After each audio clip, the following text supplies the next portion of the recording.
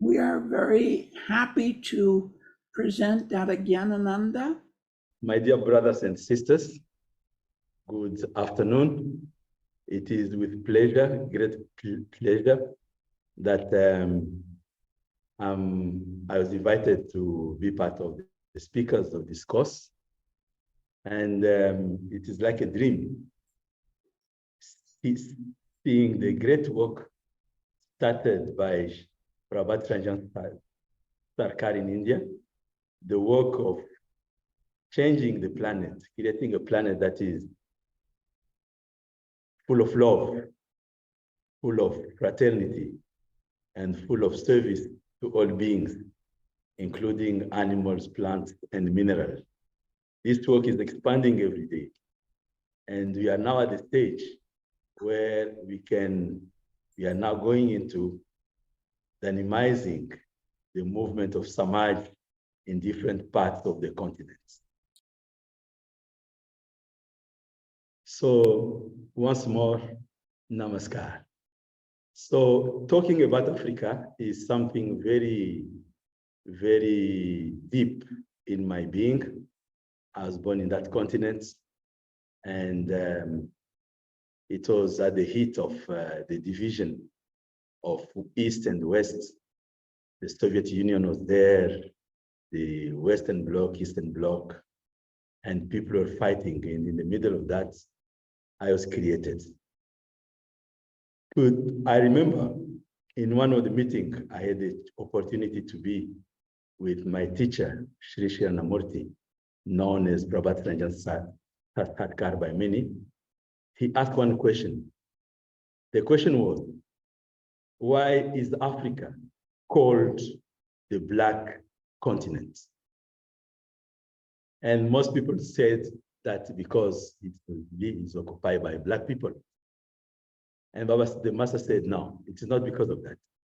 It is called Black Continent because it is mostly unknown, mostly is a continent with plenty of resources.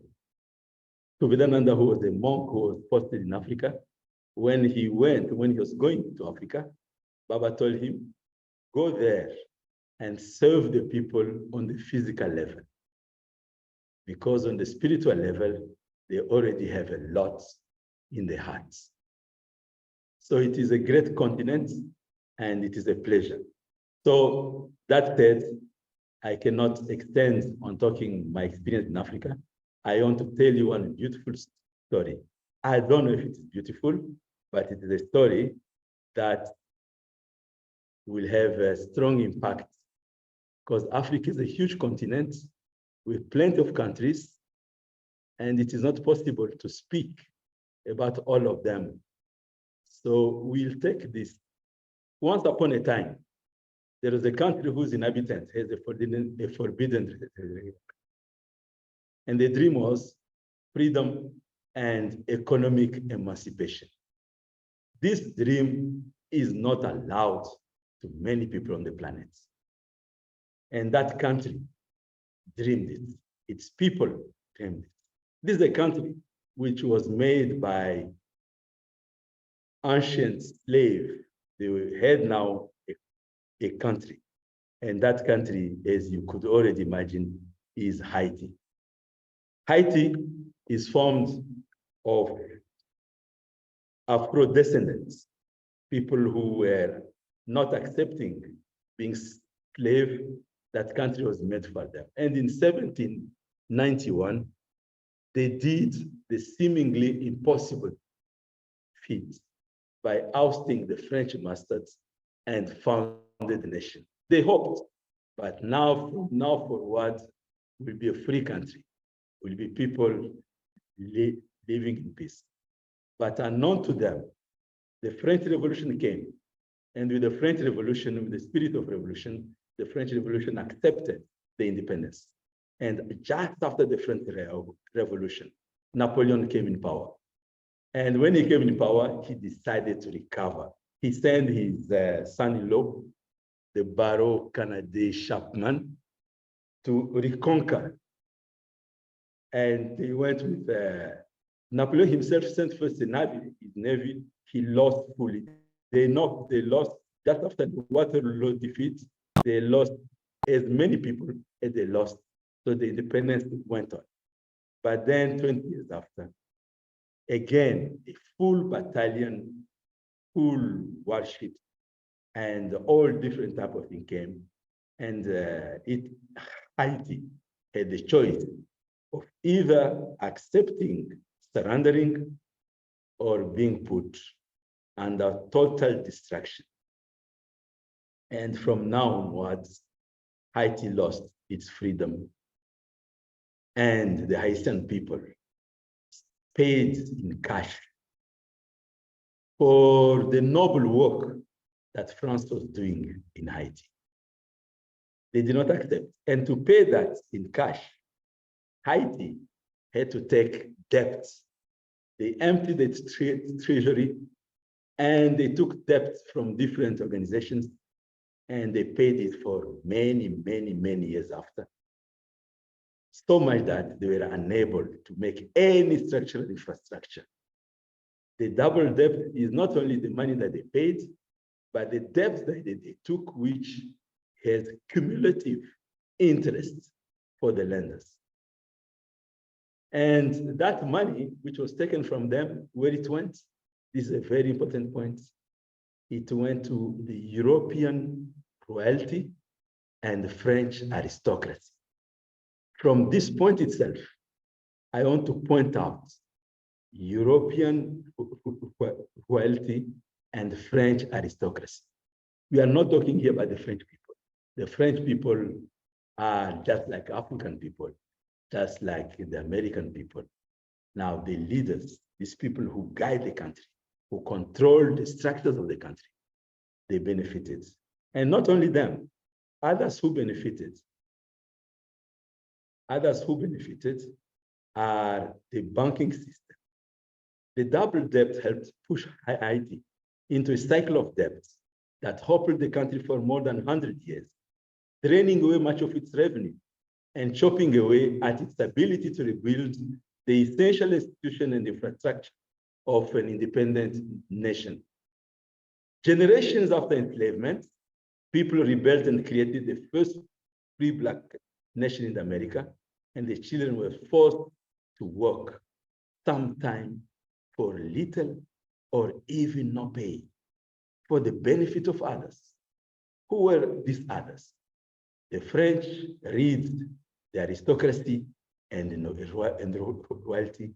Then the Americans read in that banking systems, especially the Citigroup. And then they sold out leaders, the lackeys of this imperial power. At that time, they paid 560 million. After 200 years, that money could have become 21 billion over 2 centuries. You can understand why Haiti is poor. Haiti is not poor because it's occupied by Black people, by people who have no mind, but economically, Haiti was drained and it continues until today. That was the big sin of that country, whose sons and daughters dreamed of independence. Where the profits went, where the funds went. The beautiful, when you go to Paris, places that you cannot miss to visit is Eiffel Tower. The Eiffel Tower was built from money from Haiti. And the huge financial conglomerates that came in France, the Crédit Industriel et Commercial, and its investors made a lot of money from Haiti.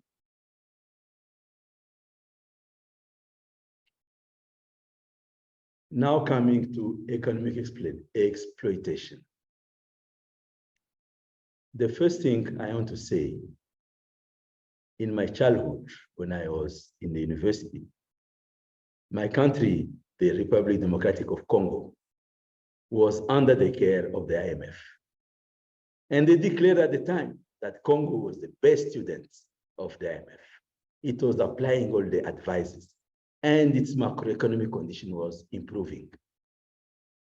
Studying engineering, I could not understand how can the conditions are improving when the lives of the people is getting worse and worse. The life of my colleague in the university was getting impossible. So I went to take some classes in the Faculty of Economy.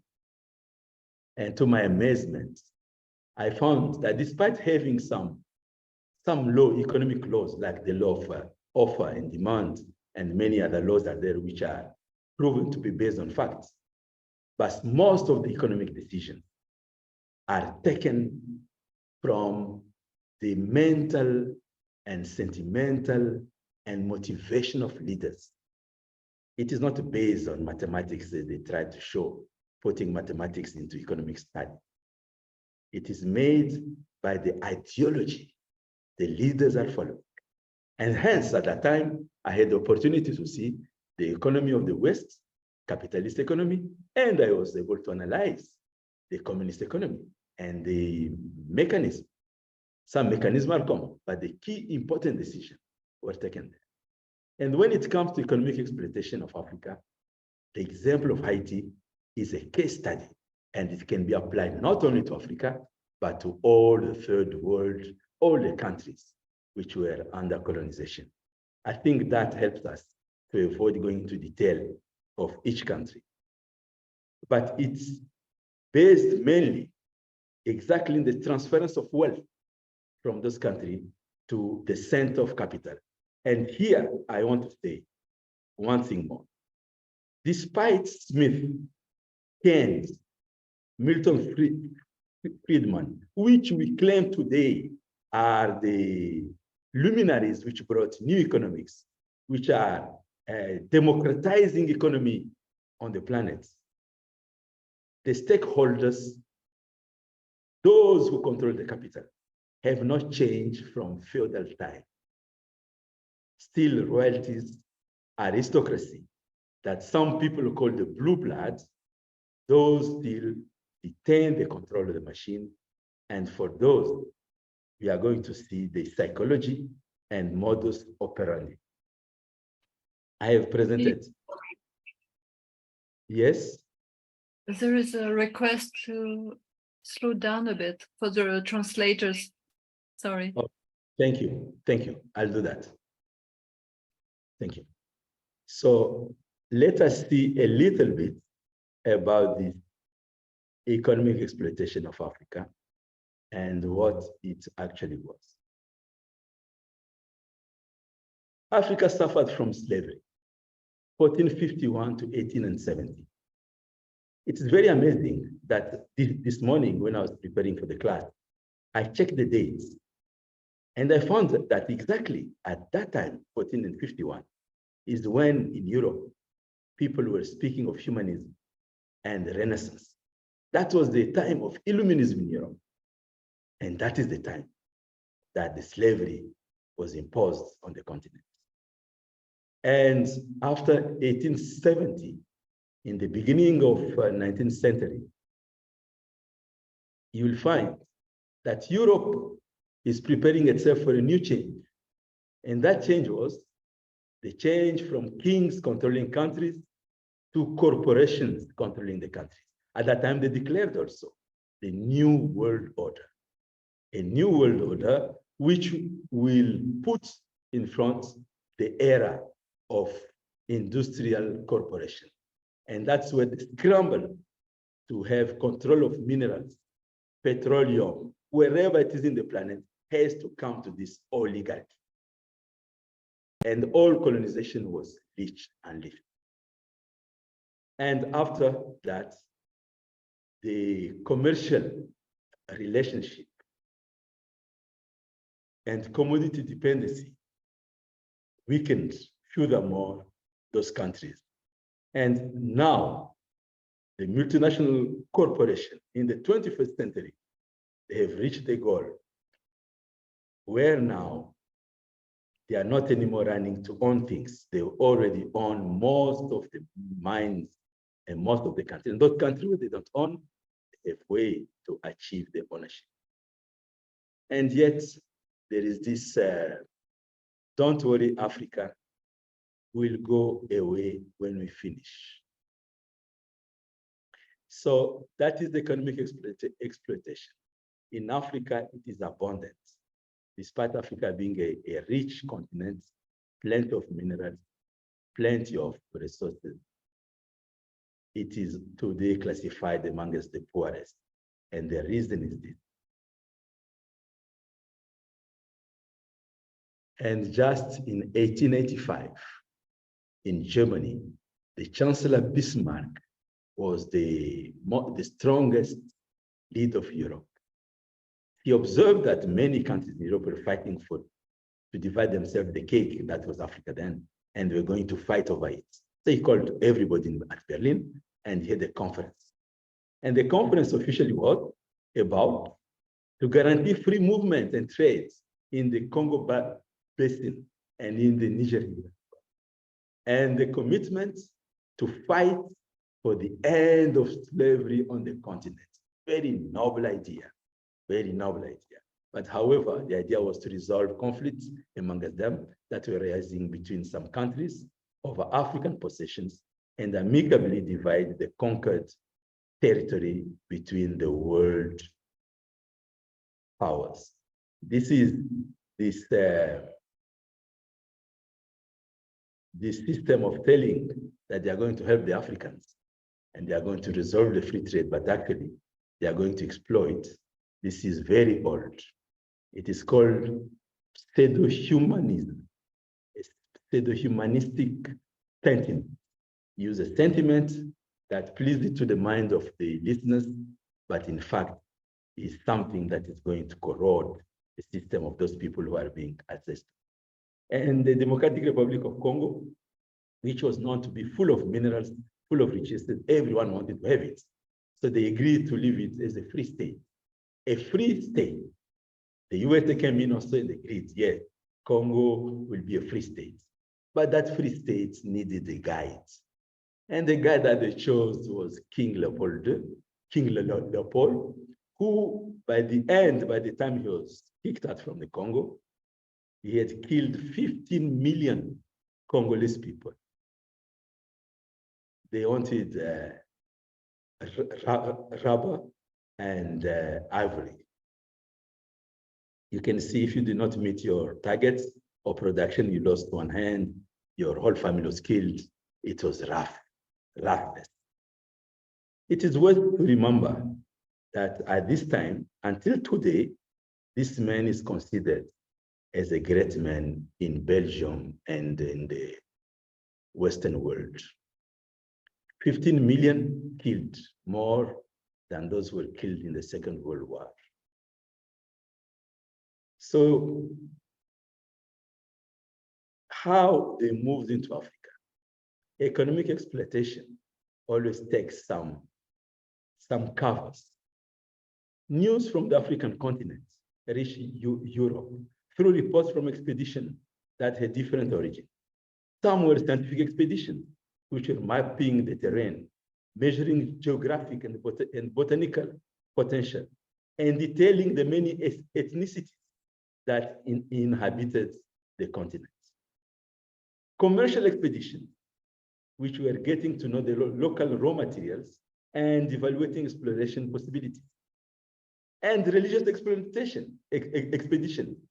These religious people came to put an end to polytheism, anthrophagy, and establish the kingdom of God under Christianity.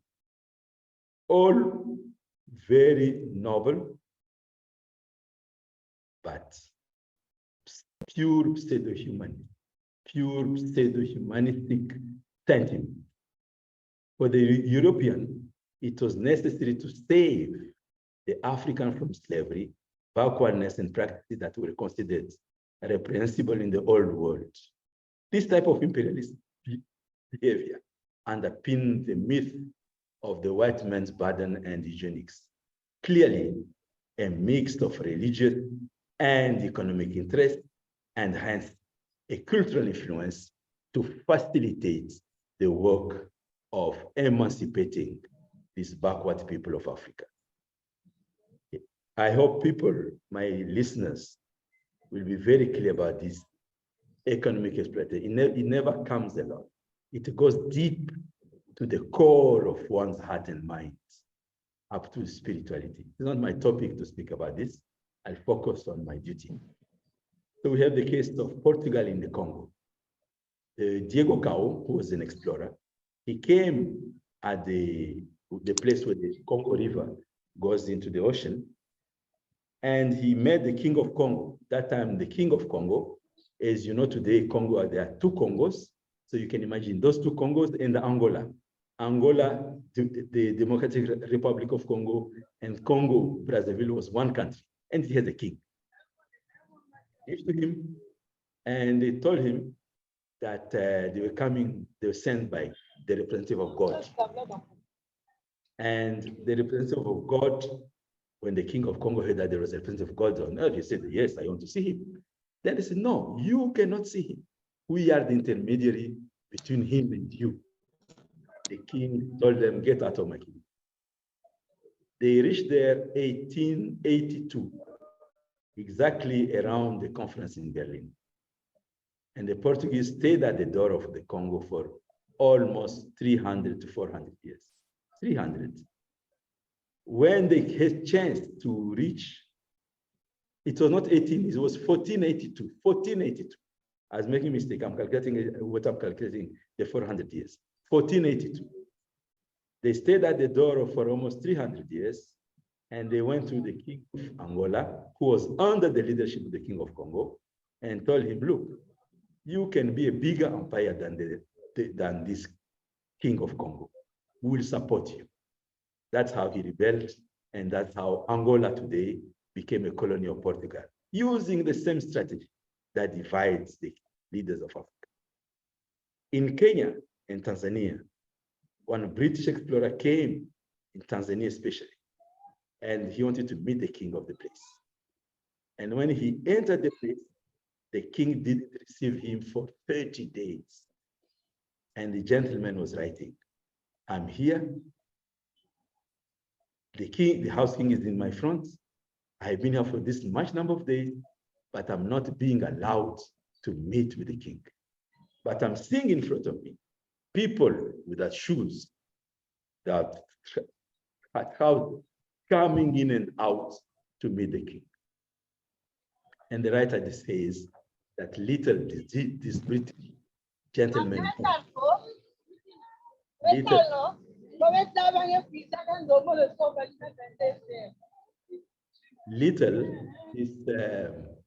this gentleman knew that the king of that place could not take any decision by himself. For him to meet this visitor, he had to consult his advisors and local chiefs. That's why many were coming in and out. So the democratic system that was working in Africa before the British came was more participative than the present democracy, where president and minister take decisions without consulting the people. Then the gentleman, after observing all these things, he came to understand, he wrote in the end, the system of government of these people is too complex that it won't serve our purpose. We will have to change it, to adapt it so that it can serve our purpose. What is the purpose? The purpose of emancipating the Africans.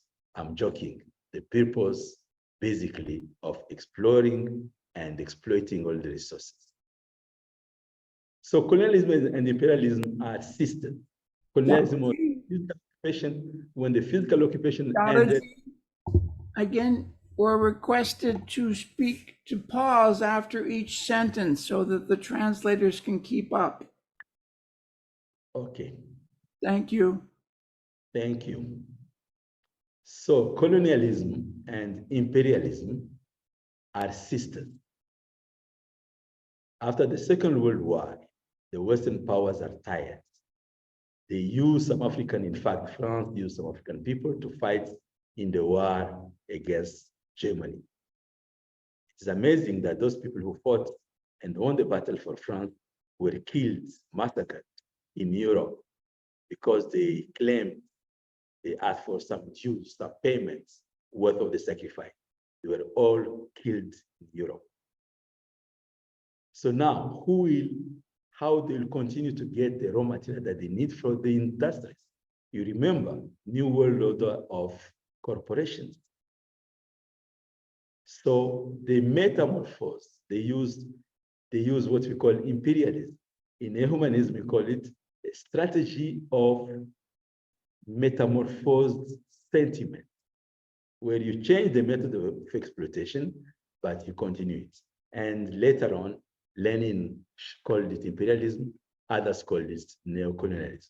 All worked. Even though countries became independent, it was only independence in name. I can say until today is the case. And during colonization, of course, who was maintaining the colonies? The metropoles were the colonies. Because in fact, if you look at Europe, the First World War in Europe came because of fighting of raw materials in Alsace, in the region, Germany, France, that border. And what materials are there? Charcoal. Charcoal is from wood. This one they use now for heating the houses. So the industries in Europe needs raw materials from somewhere. And the owners of this industry, the aristocracy of Europe, the royalties of Europe, they must get this material from wherever is possible. And Africa is the cow milk for that. So whatever you try to do in Africa, you have to remember it. And you have to be strong to be able to face it. It's a matter of life for them. But it could be negotiated. It doesn't have to be a matter of life. Europe has things that Africa doesn't have. Africa has things that Europe doesn't have. They can negotiate. But no, these specially born sons and daughters of Europe, they feel it is their right to own Africa. And the commerce that they engaged in is nothing but a commerce of transference, just like today, market of commodities. Market of commodities are markets where raw materials are sent to the industries in the West, and from there, the African people, the South American people, the Asian people are to buy the finished product, much, much more higher. So the balance of commerce is always at the advantage of the center of capital and the disadvantage of the peripheries. And that maintains the system. Of course, they come with aids. There are no aids which help develop a country. Get out of aid business. Do commerce. Negotiate the price of your gold, the price of your diamond, the price of your minerals, your petroleum, your uranium. Negotiate it at fair price, and still better, add value to it, transform it. Prabhat Sarkar, who is the founder of Proud, has said very clearly that industries have to be located where the production of material is taking place, to benefit the local place and also where that will be done. So this neocolonialism was able to take place principally because of corrupt and weak leadership. I would say in the case of Africa, that is totally correct. And the masses had very little access to education. Education by what education? Yes, the Dada Maishoranji told it. Education, as per Shri Prabhat Rajan Sarkar, the founder of Proud, education is that which liberates. And this beautiful idea of internationalism, not many people think internationalism is a fantastic thing. Internationalism means nations fighting on a global scene for their interests. And after Second World War, a machinery was built. The New World Order was the New World Order of putting corporations in position. They created many agencies, CIA, MI5, and many agencies to guarantee the free flow of materials to the industries. And to cheat the world, they created what they call World Bank to oversee the development of everyone, the United Nations, the World Health Organization, all of these structures. And recently, they made the International Court of Hague, International Court of The Hague, which is supposed to judge all the corrupt and the negative activities of the world, but only Africans and maybe Yugoslav people have been judged in that court. The crime made by these blue blood-born kids are not judged in those courts. So little education doesn't allow most African people and third world people understand the mechanism of this internationalism. We don't want internationalism. We want universalism, where different countries are respected, treated at equal level, and everything discussed openly, not being led by one-sided. So, and also there was little political awareness. During colonization, in some of the country, it was taken care of that the local people have no access to education. Paulo Freire, this gentleman that you see, is called Professor Paulo Freire. He was a very good friend of Dada Maishwaranga. In fact, I believe that Maishwaranga still have a picture of him. And what he says, when education is not liberating, the dream of the oppressed is to turn himself into the oppressor. That you observe in the entire Africa.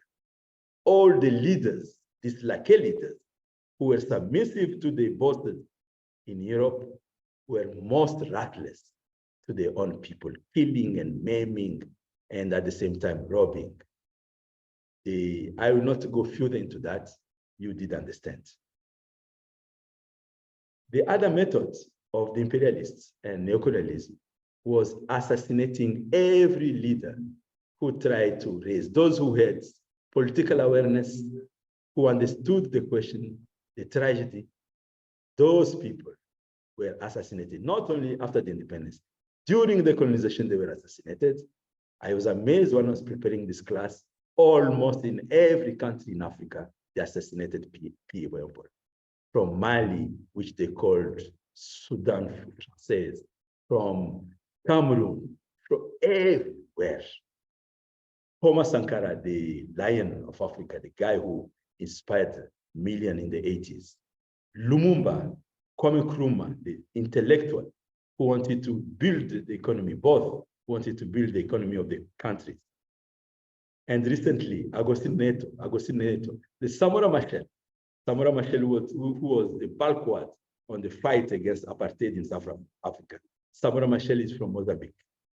Laurent Kabila, when he came to the country, after Machiavellic movement of liberating the Congo, he refused to sell the Congo. And from his refusal, it cost him his life. There are many more, I cannot go in sitting. But one case is very interesting. Mr. Gaddafi. Gaddafi, known as a great bandit or whatever. He came to power, in fact, helped by many powers of the West.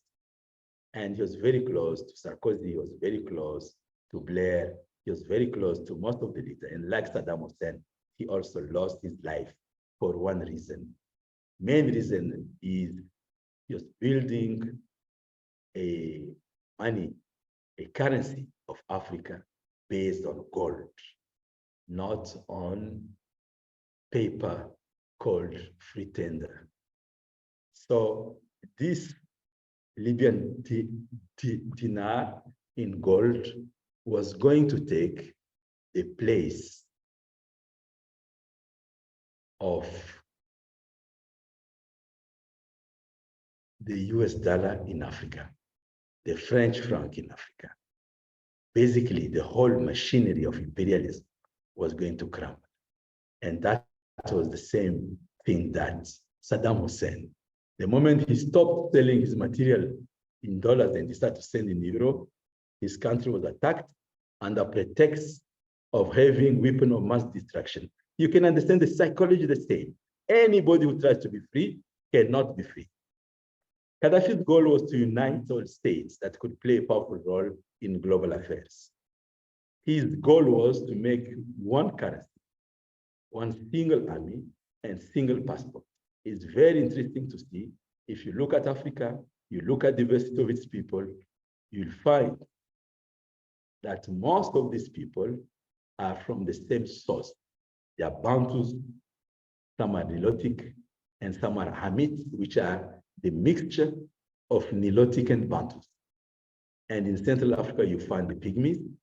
In Southern Africa, you find the Zulu. But the linguistic base of all these people is all the same, including the linguistic of Egypt. I've talked to some brothers of mine who are specialists in these studies, and they have huge studies on this. For France, the motivation was a desire to gain a greater share of the Libyan oil, increase French presence in North Africa. And Sarkozy, who was the president at the time, wanted to improve his domestic situation, and also wanted new leaders who could be easier allies for those countries. Hillary Clinton, she made a face. We came, she said, we came, he died. And she was very happy saying that. Gaddafi government, in her laptop was found. Gaddafi government holds 143 tons of gold and a similar amount in silver. This gold was accumulated prior to the current rebellion and was intended to be used to establish a Pan-African currency based on the Libyan gold. This plan is designed to provide the Francophone African country with an alternative to the French franc. And this cannot be allowed to happen. Gaddafi was killed because of this. And the tons of gold and silver, only God knows where it went, like the tons of gold and silver that was in Iraq. So those who speak of transparency, rule of law, are very eager to destroy a country and take its wealth when the interests are there. Money, oil, and control of leaders. Through this, they control the country and nobody cares about its population. So those who want to change the world, those absent in any mention of humanitarian concerns. Two former presidents of France, President Jacques Chirac, he said in March of 2008, without Africa, France will fly down into the rank of a third world power. And that Chirac's predecessor, François Mitterrand, who was a socialist, already prophesied in 1957, without Africa, France will have no history in the 21st century. The event in Niger, in Burkina Faso, in Mali, in Guinea, are to be remembered. And I hope my dear brothers of France and Europe will mobilize to make sure that the process is harmonious and that both countries, both continents can benefit. But certainly, it is the result of the suppressed desire for freedom and economic expansion. While those countries export all the minerals and wealth to France, at the independence, France struck the same deal that they struck with Haiti. They struck the same deal. Any new material which is found, first France is to be given. If the interests of France are in danger, France will have the right to intervene militarily, and so on and so forth. These Western countries, after Afghanistan, after Iraq, they went to bomb Libya. Didn't they know the consequence of that? That from that, all the arms will go south, all these rebels and jihadists will go south. But yes, maybe it could be a good excuse to send the armies once more to save the African people. Gaddafi was totally against the position of implementing a military command of the US in Africa. After that, it happened, after the killing of Gaddafi. The consequences of this economic exploitation are poverty and exploitation, cultural suppression and erasure, arbitrary borders and ethnic tension, resource exploitation, land acquisition, underdevelopment, political instability, and the legacy of division.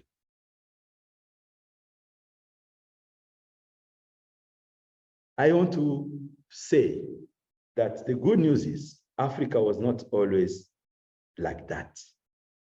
Africa, as already I showed, the political organization of Africa was much more democratic than the present democracy in the world. So let's kill today the idea that African people were barbars and have not contributed anything to the emancipation of humanity. It is an old culture, old country with plenty of room. So what happened? Pre-colonial Africa, Egypt, the center of knowledge, was a great world power at its time, along with India and Atlantis. In these three places, you find the world, the son of the man. I'm translating from French. When they spoke of the masters, those people who got illumination, those people who attained the highest level of spiritual development, they will call them the son of God, the son of man.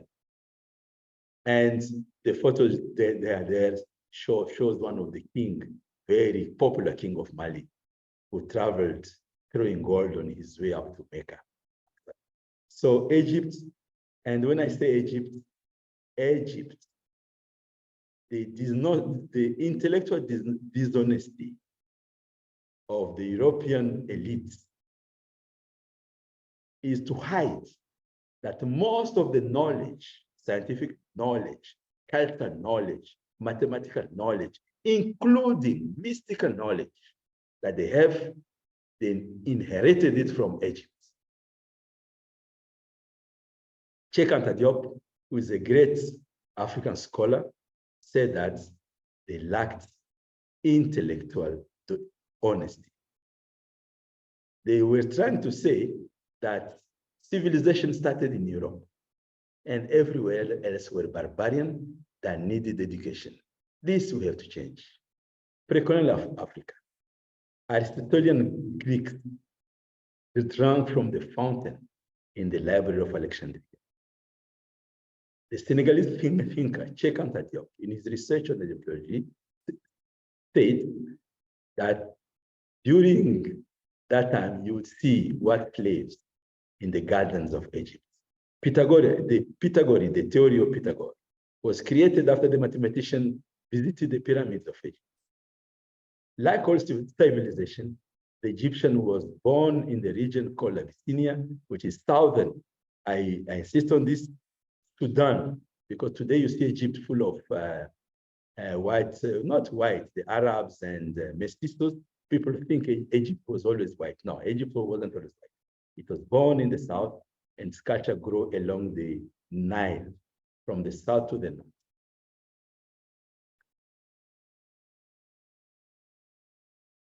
The University of Timbuktu was very popular and very renowned in the 15th century, before many of the universities in Europe were built.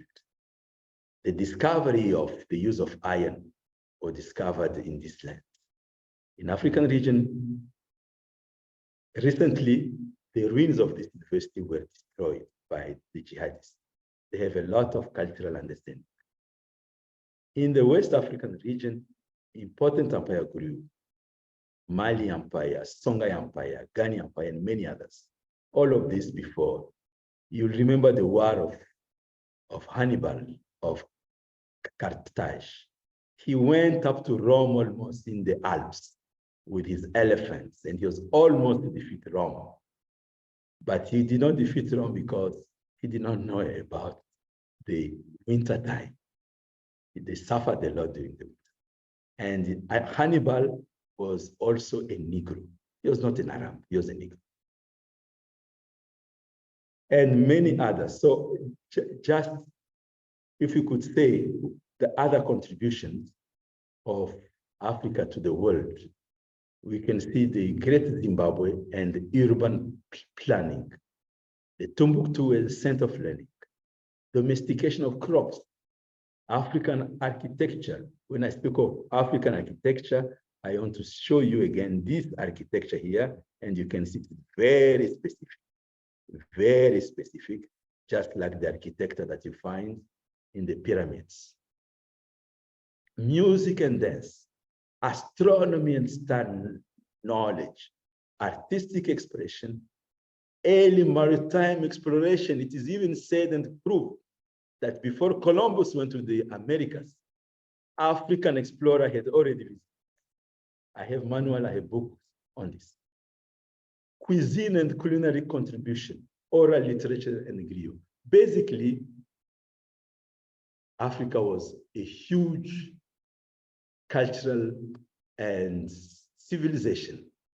When you are talking to my teacher, Prabat Ranjan Sarkar, he said that the obstacle that we see today in Africa is because of the existence of the equatorial forest in the center. That forest made it difficult, the communication between North and South. It is more so that the communication was passing either to the west, near the Atlantic Ocean, or to the east, near the Indian Ocean. Because the jungle is so thick and thin, and that's slow. And the Egyptian civilization, he said, it was destroyed because they failed to invent the wheel. Prabat Ranjan Sarkar says, when you study the Prout, you'll understand the parallelism between economic dynamicity with cultural dynamicity and welfare of the people in the physical and psychic and spiritual level. Because of not inventing the wheel, Egypt became static. And with that staticity, Egypt was easily conquered by other civilizations. So it is important for the well-wishers of the world, you who are in this class, and many others who are not here, those who wish a planet full of love. Karl Marx wrote something that I agree with. History repeats itself as a tragedy or as a fact for the people who don't know the history. And you can see that one of the efforts that was made by the imperialists is to hide the real history of Africa. And for that reason, Prabat Ranjan Sarkar asked, why is Africa called the Black Continent? He knew the reason. Now, I'm going to flow through as my conclusion. I'll take 10 minutes maximum. Let us build a brilliant future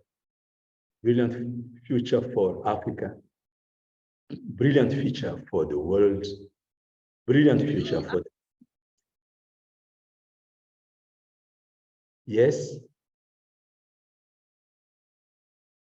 Okay. So what we are calling for, the Samaj movement, which is an effort to emancipate, to bring this knowledge to the masses of Africa and the world, is about universal renaissance. And in this specific case, African renaissance. What we talked about is to be common knowledge. People have to understand that the misery of Africa is misery of lack of proper leadership, misery of repression and suppression, but conditions not only in Africa, South America, in Asia, all over the world. Conditions are there. Just yesterday, my Sharon in his class, he said that we are producing more food than we have people to eat, and yet people are starving. You can understand the psychology behind the misery and the suffering on the planet Earth. And this, we have to root it out. Only by rooting this out, that Africa and other countries will be well. Don't dream that by doing some economical activity and this, as long as you don't root out the cause of misery, the misery will be there. Africa needs strong, ethical, and visionary leadership. A leadership that must serve the people and defend the interests of Africa. Seeds of greatness in us needs an image to focus and germinate. Prabhat Ranjan Sarkar suggests that each one of us has to do maximum effort to be such type of. Life is a whetstone. It wears you down or sharpens us according to the metal we are made of. You can understand deep spiritual strength, ethical strength, and emotional balance. Then only such type of leader can fight for the welfare of its people. Such type of people can fight for the welfare of the brothers and sisters. If that lacks, forget about any type of freedom. Education must be liberating. Khalil Gibran, who is a poet, a mystic, said he's a Muslim, but a Muslim of higher standard. The true wealth of a nation lies not in its gold or silver, but in its learning, wisdom, and uprightness of its sons. So we have to awaken the thirst of knowledge and development of anti-human personality. This is personal duty. You have to make up yourself. We have to have an education based on ethics, awakening of spiritual consciousness, integrative approach to learning, to develop all the layers of the mind, all the aspects. Cultivation of the aesthetic, which brings us sense of civility, sense of beauty, sense of, at some level, points to divinity. Valuing own culture and that of other places. You value your culture, but at the same time also others. The environment needs your look. The teacher as a model and the spirit of service. Not for me, the egoism of capitalism has to be rooted out, and the fraternity of the human heart has to be the center. And finally, expansion of social awareness and sense of justice. This is a class that somebody in this course will talk about, the humanist education. I really insist that if anyone wants to do a revolution, it's not just enough to change the leaders. You need the people, masses, who are aware of what is happening and who are protagonists of the happenings. So we talk then about the decolonial education. It is necessary to fight against pseudo-culture, pseudo-humanism, psycho-economic exploitation, strengthen local language, and have local narrative, local media. That is the fight for the human mind. You have to strengthen, make such a strong mind that that mind is bulletproof. Nature leaves no gap. Either you build yourself and the world around you, or they'll build it for you. You have the choice. This is the Brazilian lady, Lucia Helena Alvo. And Sumache, any intelligent fool can make things bigger, more complex, and more violent. It takes the touch of a genius and a lot of courage to move in the opposite direction. Exactly, you can see things are complex on the planet Earth, but great masters are able to make it simple. And that's why there is also a collective approach, economy and society. Prabhat Ranjan Sarkar in his class on Proud proposed economic decentralization to come up with economic democracy. Political democracy is good, but it's useless without economic democracy. Balanced economy, the proper balancing all the different aspects of the economy. Investment in infrastructure and industrial development. There is a minimum requirement for any country to develop. Minimum needs guaranteed to all. You cannot speak of ethics and welfare without that. And there is some thinkers like Cheikh Anta Diop, who advised of a division of Africa in 5 zones of economic development. So reorganization of Africa is a socio-economic development unit. and local development zone. Creation of Samaj movement. Samaj movement, which is the movement to develop the lands. African Confederation in the first place, hoping that sometime that confederation come to become one country. The African has to renounce the division of Africa into many pieces by Bismarck and his colleagues in 1884, and they had to make one continent. This continent today, in the future, very soon, will have more people than even India. So the market in Africa is huge, the minerals are huge, the conditions are huge to make a great land. I'm not saying of closing Africa, but I'm saying that if it is not strong enough, it cannot have a say at the table. Agreements in international commerce and diplomacy, agreement for the benefit of Africa, strengthening the internal market. And yes, there are many minerals in Africa. The idea of a gold-backed currency for the African continent is still a valid one, and that should be looked for. Lumumba, Patrice Lumumba was assassinated only 6 months after he took power. He had this to say, and this decided his assassination. Political independence has no meaning if it is not accompanied by rapid economic and social development. We can achieve this progress only by tireless effort. With our own hands, we shall soon build up our own economy. That, because of this, he was demonized and killed. So my brothers and sisters, Einstein said well, insanity is doing the same thing over and over and expecting different results. Communism is dead. Neoliberalism has proven nefarious for humanity. We have to find a new path. Africans have to go back to the era of pre-Africa and study the economics of Africa that Prabhat Ranjan Sarkar has brought back into socio-economic units and collective working, not communism, but humanistic ideas. And so much again, economic development is something much wider and deeper than economics, let alone econometrics. Econometrics is when they use mathematics in economy. Its roots lies outside the economic sphere. It lies in education, organization, discipline, and beyond that. In political independence means leaders of steel, mind of steel. In political independence and the national consciousness of self-reliance. He wrote a book that will be interesting for you guys to read. Small is beautiful. Economic as if people matters. That is very interesting.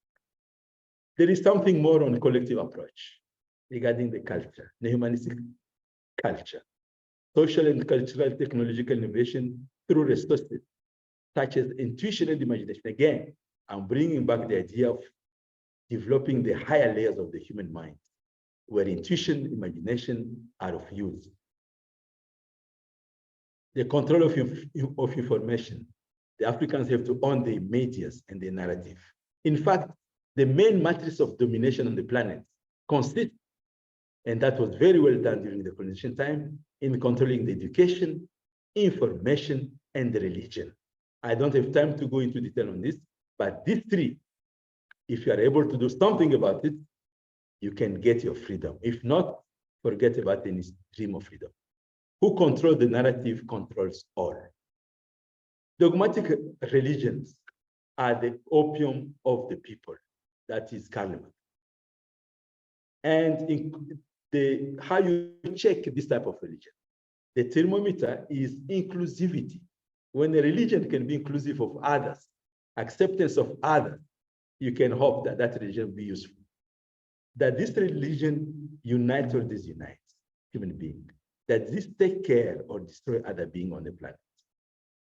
So for that, in Africa and elsewhere, fostering the essence of local religion and tradition, just like in Africa, we have the culture of Egypt that was born in anti-Africa. the Tantra, that was the root, the subcurrent. We have to come to the origin of modern religion. If somebody wants to study this, go to Rome, see the Vatican, go to Mecca, see that one, and you'll understand that there is a deep river underground of pure spirituality that is universal to all, and that energizes all nations and civilization. The most important part of culture is the connection of the human being with the divine. Again, for African, they have to know the glorious history and be strong to build the future.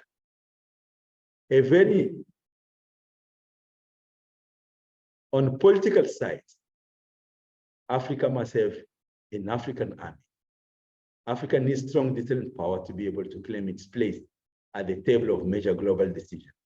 Recently, a coup was made in Niger, and suddenly I'm hearing some military intervention. I don't know how that is good for Africa. Creation of a continental government, African unity, that people, a philosophy was there a long time ago called Pan-Africanism. The people have to put pressure on the leaders to abandon the division. They have to stop trying to be small king of small places. They have to think about the welfare of the continent. And just Africa is not enough. The globe today is globalized. So we have to think of the creation of the world government. But what type of world government? With equitable representation of all countries and socioeconomic blocks. Solution to crisis, wars, and economic exploitation between countries. It's written here in Portuguese, luta africana é a luta de toda a humanidade. The fight in Africa, or for Africa, is the fight for all humanity. In the Africa media, one media in Africa, they say, the world is us. So this feeling of being the world, we are all together. Crowd has many, many elements to restore balance in the physical realm to guarantee minimum requirements of life in all time. So much of one's time is this. Anyone who thinks that consumption can expand forever on a finite planet is either a madman or an economist. So much I was a great man, a thinker. I ended up loving this guy. One night I was reading him, and I tell you, he's a fantastic guy. So we have to attend to all the physical demand of the present and future. We have to attend for maximum use of land. Basically, you have to study the 5 fundamental principles of route and see how they can be applied, I think. And balance then will be in ecosystem. Balance will be in personal ecology, individual ecology. If your mind is a mess, you cannot do much for your neighbor, much less to say about your country. So the physical aspect, psychic aspect, spiritual aspect of yourself has to be in order. The plant, humans, and animals in ecosystem, and integral ecology with socioeconomic, psycho-intellectual, and spirituality of the collectivity. Drama is balance, is equilibrium and equipoise in the different aspects of society. And that balance, to restore that balance in the physico-psychic level, in the psychic level, in the psycho-spiritual level of the individual, of the person, because society is made of individuals, and of the collectivity, then the humanism, education that liberates, art, aesthetics, and super aesthetics. Somebody will speak about this in this class. It's not my job to speak about those. Ethical science and unity in diversity, culture, and spiritual practice. These elements will have to be taken into consideration. So there is a work to be done. You want to be a revolutionary. You don't come from one day to another to a leader. Yes, you try, but train yourself. Go to the school of knowledge, ancient knowledge, which gives you on one side the scientific, academical knowledge of the West, but this introspective,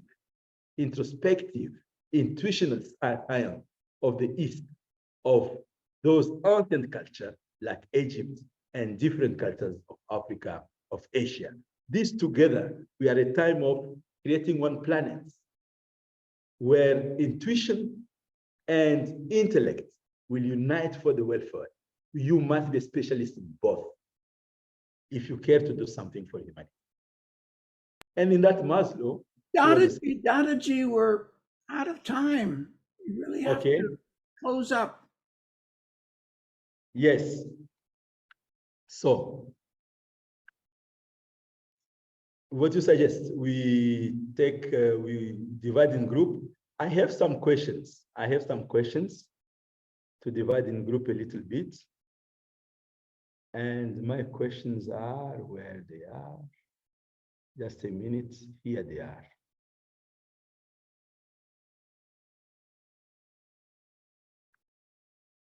So I would like, as we divide in group, people to think about these 4 points. What is unipolar world and full spectrum control of the planet after World War II? And today we hear the word multipolar world by the emergent countries, the countries, China, Russia, and all these BRICS countries, who they are and how they achieve that. And in parallel to those two, what is the place of Africa and the world at large in this? So, okay, so I'm looking At the chat. Go ahead, Dada. chat.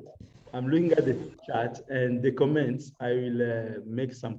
I'll see first. The first comment was by Valerie that there is an interest to talk about the current situation. Actually, in my opinion, it is born out of the frustration of the Africans, but also it might be having some opportunism from some corners. So I believe a true revolution will come after thorough study, but also at the same time, with youth are trying to do something. From my end, I support them, but I cannot support them fully because I don't know them. I don't know the ideology. I don't know the vision. So we have to see more. But the desire to be free and economically independent is, yes, mobilizing the masses in the streets. Whether the masses in the streets will get that, I cannot say. I've seen many of those things in Africa and elsewhere. I cannot be convinced when there is a lack of proper ideology, proper understanding of the situation, and proper people who are trained actually to face the situation.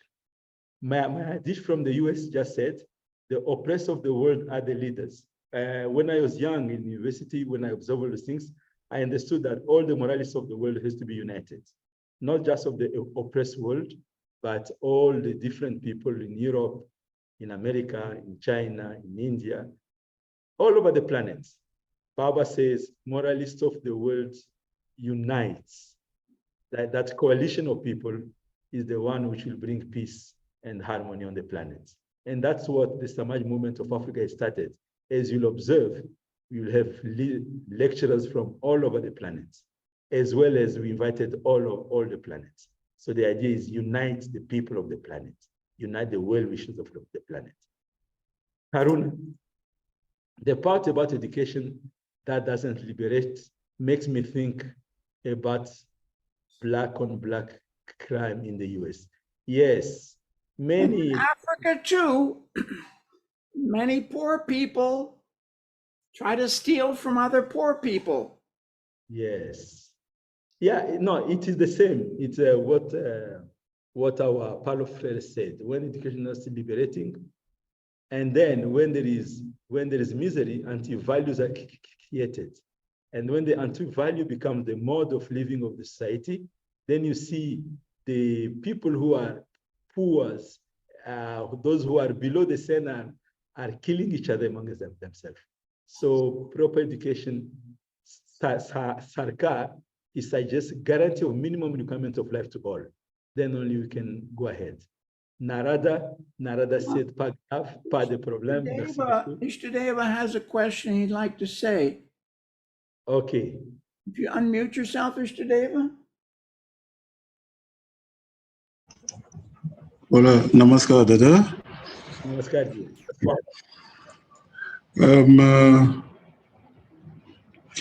Yeah, Dada, thank you so much for the lecture.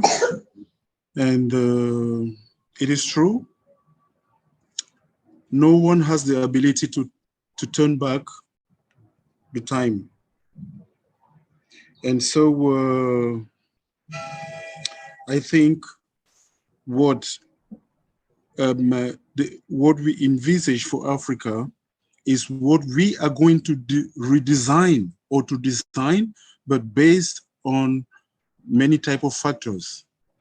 So this redesigning of Africa should be based on, okay, many people are saying education.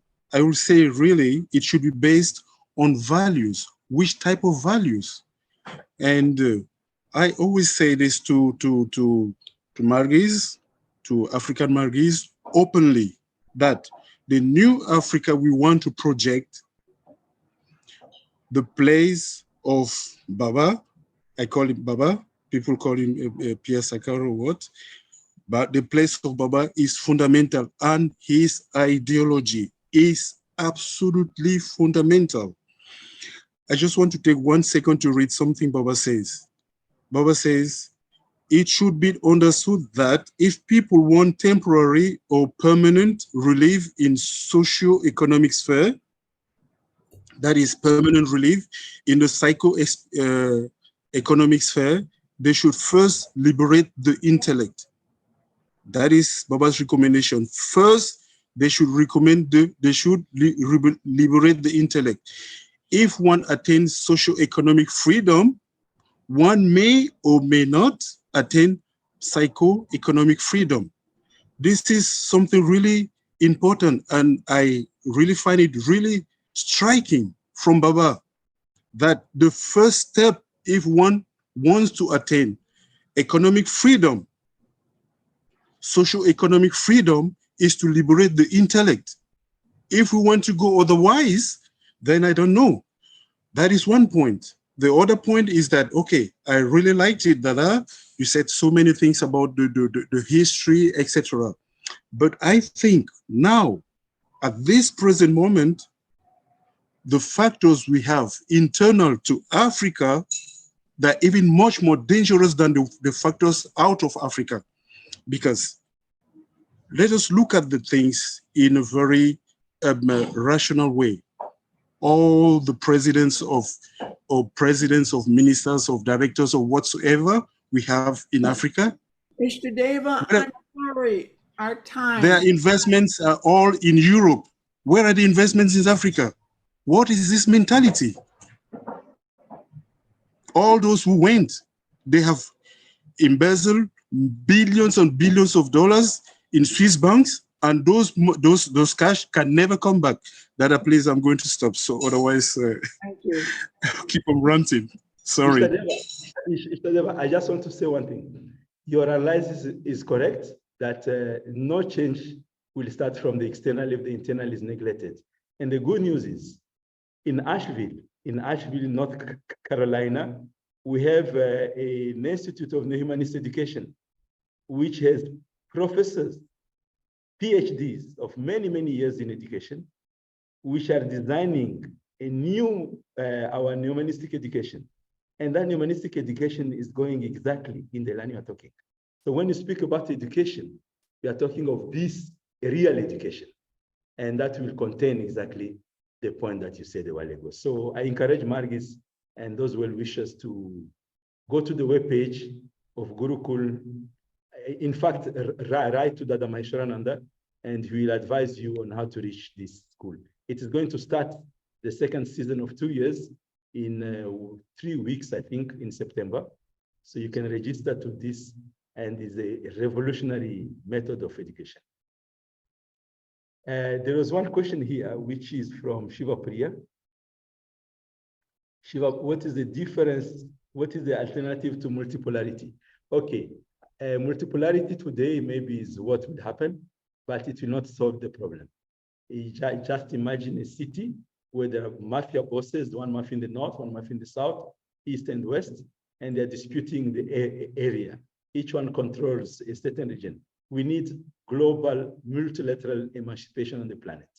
So multipolarity will come by the power of that be, they'll fight it out, they'll impose it, but that is just a transition until we come to create one world government where all nations are respected and where the Samaj movement, the movement of developing each locality harmoniously to strengthen this global movement is taking place. Until that reaches, we will not have much peace on the planet. So multipolarity is good compared to the unipolarity, but still there is internationalism into that, and that is controlled by clever, powerful nations. And those are few nations. And that Meshwaranji just put here the link of our Nehemani School college in Asheville. I took the class of this college for 2 years, and I'm amazed, so much amazed, that I made it my goal of life to focus on education, because it encompasses both internal education, external education in such a blending that is fantastic. Okay, if my Shonada give me a chance, I just want to show two slides to finish my presentation. I think the questions are finished. And 2 slides, which I want you to think about. One slide was this slide of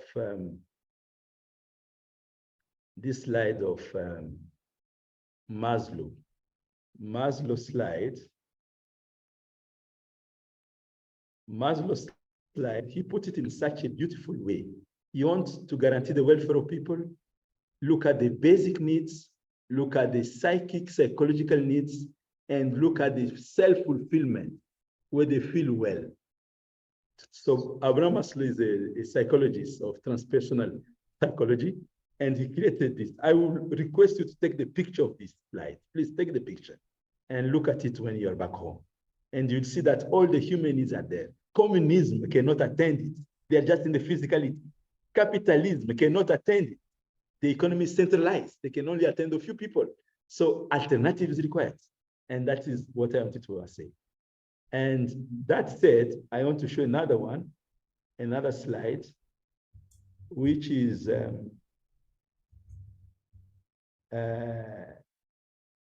in fact, first, before showing that, I want to show that among the philosophies which dominate on the planet at this moment, matter-centered philosophy is gone, communism is dead, ego self-centered philosophy is in crisis, going to blow up soon.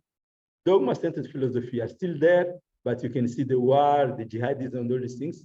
What philosophy have not practiced yet is God-centered philosophy. And God-centered philosophy will bring what Ishtadev is telling, that the main goal of our life, the main goal of existence is uniting ourselves to the supreme hub of the universe, to the source of the universe, spiritual attainment. And while doing that, we will have to work for everyone to have conditions for that. So this is the moment to change. Now, the machine of domination. Danaji, our time is up now. Yes, I'm finishing. Just I'll show this slide. Just as I'm finishing. So you must have seen this pyramid of control, and they put the money on top. The money is not the one which is on top. Somebody is on of the money, and you have to discover who. And then the machine goes. Yesterday when Mashanda was talking, he spoke about it. And take a picture if you want. You can study this. This is just somebody wrote this, but it's interesting to understand this. And that's why when Mayadish, I think of the US said that now is the time for the oppressed people. No, it's not the time of the oppressed people. It's the time of all the good people to build what we call the main target of this is universal humanism, Mahavishwa, or the great universe through world fraternity. Thanks a lot. Thanks a lot. Namaskar.